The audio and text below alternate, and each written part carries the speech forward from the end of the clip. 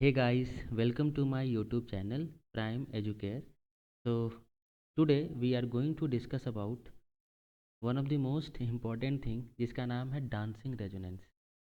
तो तुम्हें समझ में आ गया होगा कि डांसिंग रेजोनेंस का मतलब क्या है। वो रेजोनेंस जो डांस करता है। ठीक है, तो let's start our discussion with dancing resonance. अच्छा, इसको हम एक और नाम से जानते हैं। इसको हम सिग्मा रेजोनेंस भी बोलते हैं। क्या बोलते हैं? सिग्मा रेजोनेंस भी बोलते हैं। तो दोनों का मतलब एक ही है। क्या होता है डांसिंग रेजोनेंस, ये देखते हैं। ठीक है, ये किस में देखने को मिलता है, पहले ये समझते हैं। ये हमें देखने को मिलता है सीपीएम में। ये सीपीएम क्या होता है? CPM is cyclo propyl methyl cation.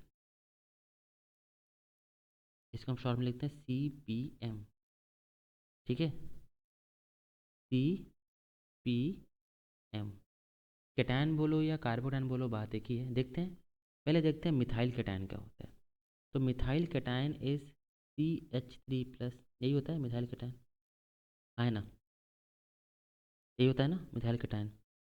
अब देखो, अगर हमें सीपीएम बनाना है, साइक्लोप्रोपाइल मिथाइल कैटायन, तो हम क्या करेंगे? यहाँ से एक हाइड्रोजन बाहर निकालेंगे। इस वाले कार्बन से, मिथाइल कैटायन से क्या करेंगे? एक हाइड्रोजन बाहर निकालेंगे। और उसकी जगह हम क्या करेंगे? फिनाइल रख देंगे, मतलब सॉरी, साइक्लोप्रोपाइल। साइक्लोप्रोपाइल मतलब ये बता रहा हूँ मैं कि हम क्या करेंगे, एक एच हटाएंगे और वहाँ पे हम क्या लगा देंगे? Cyclopropyl, this one, CH2+।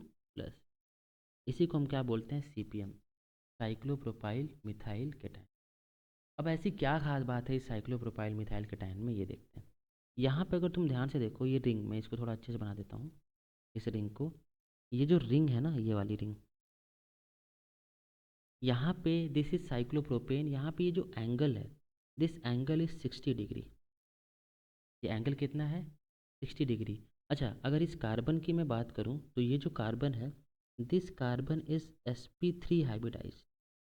ठीक है, ये कार्बन क्या है आपका? sp3 हाइब्रिडाइज है। बाकी यहाँ पे आपके दो हाइड्रोजन भी है।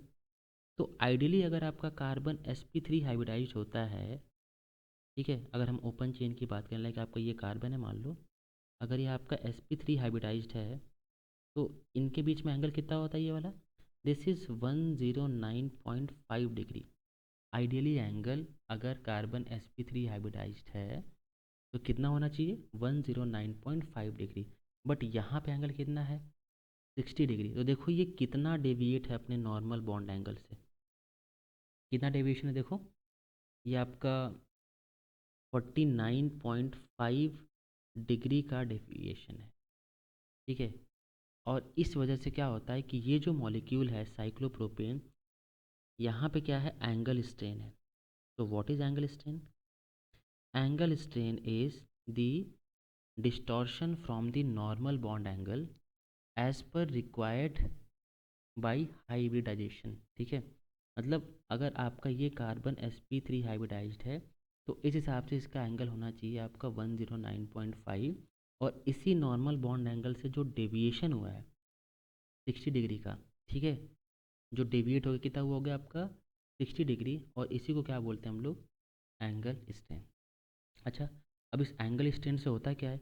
एंगल स्ट्रेन होने से क्या होता है? ये जो मॉलिक्यूल होता है आपका ना, ये मॉलिक्यूल अनस्टेबल होता है। क्या होता है? ये अनस्टेबल होता है। क्यों? क्योंकि ये जो बॉन्ड होता है बहुत ही वीक होता है।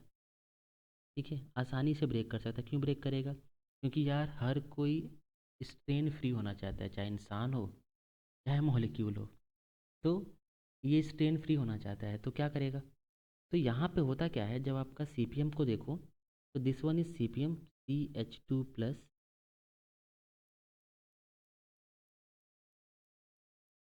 तो इसको एक मौका मिल जाता है अपना बॉन्ड एंगल रिड्यूस करने का।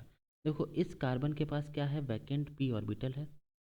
ठीक है, तो होता क्या है, ये जो बॉन्ड है, ठीक है, ये बॉन्ड आसानी से ब्रेक कर जाता है। इससे फ़ायदा क्या होगा? देखो, ये बॉन्ड आसानी से ब्रेक कर जाता है तो क्या मिलता है हमें? देखो, जब ये बॉन्ड ब्रेक करेगा तो क्या होगा? यहाँ पे आएगा पॉजिटिव चार्ज और यहाँ पे आएगा नेगेटिव चार्ज। ठीक है, क्यों ब्रेक करेगा? क्योंकि इसमें एंगल स्ट्रेन है। ठीक है, यहाँ पे आएगा नेगेटिव और यहाँ पे है पॉजिटिव, इनके बीच में क्या हो जाएगा? डबल बॉन्ड बन जाएगा, CH2 डबल बॉन्ड। ठीक है, और ये बॉन्ड ब्रेक कर गया तो यहाँ पे आ जाएगा पॉजिटिव चार्ज। तो व- ये देखो इधर आ गया पॉजिटिव चार्ज।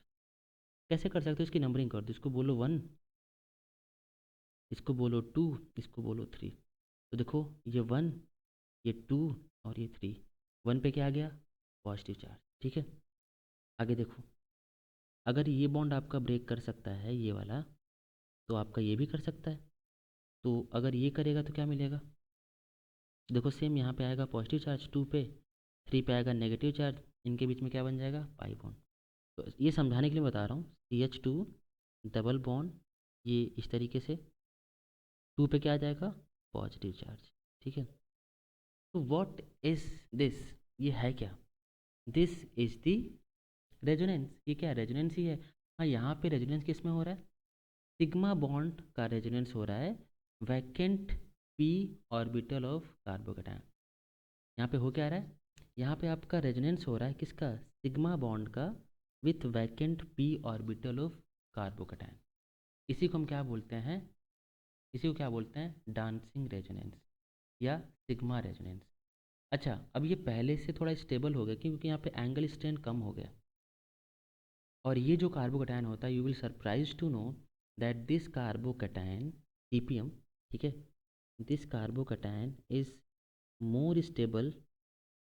ये जो कार्बोकैटायन है CPM, ठीक है, ये आपका ज़्यादा स्टेबल होता है इवन एरोमेटिक कार्बोकैटायन से।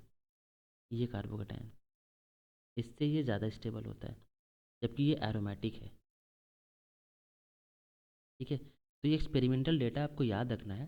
ठीक है, मतलब हम हर एरोमेटिक से नहीं होगा, इससे एरोमेटिक, इस वाले एरोमेटिक से ज़्यादा स्टेबल होता है। अच्छा, इसके अलावा आपका ये जो कार्बोकैटायन है CPM वाला, ये आपका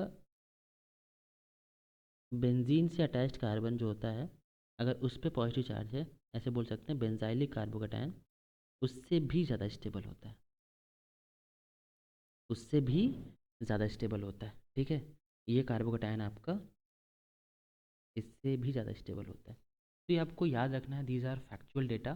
ठीक है, that CPM is more stable then this aromatic carbocation and this benzylic carbocation. अच्छा, इसके अलावा ये भी है कि अगर आपका इस तरीके का सिस्टम है, लिख लेते हैं इसको। अगर तुम लोग खुद बताओ, अगर तुम्हें ये समझ में आ गया तो तुम बताओ कि ये कार्बोकैटायन है,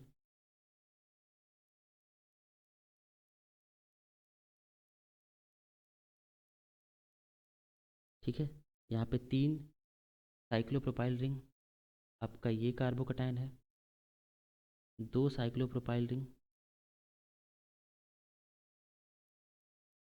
एंड 1 साइक्लोप्रोपाइल रिंग। कौन सा कार्बोकैटायन ज़्यादा स्टेबल होगा? बताओ। देखो, यहाँ पे क्या है? 3 साइक्लोप्रोपाइल रिंग है। ठीक है, तो कितने सारे CPM है? ठीक है, मतलब एक ये CPM वाला पार्ट देख लो, एक ये वाला, एक ये वाला। ठीक है, तो ये जो कार्बोकैटायन है ज़्यादा स्टेबल होता है, उसके बाद ये सेकंड वाला, और सबसे लास्ट में आपका ये थर्ड वाला। तो सिंपली क्या याद रखना है कि अगर 3 साइक्लोप्रोपाइल रिंग है तो वो ज़्यादा स्टेबल होता है 2 के, और वो ज़्यादा स्टेबल होता है 1 साइक्लोप्रोपाइल रिंग 1 CPM के। ठीक है, तो यही था आपका डांसिंग रेजोनेंस। आई थिंक ये सबको समझ में आया। तो this was all about dancing resonance. और ये बहुत इंपॉर्टेंट है, कहीं कहीं देखने को भी मिलता है कि ये वाला कार्बोकैटायन कुछ केसेस में ज़्यादा स्टेबल होता है, तो आपको याद रखना है बस simply. Okay, with this we end today. Thank you.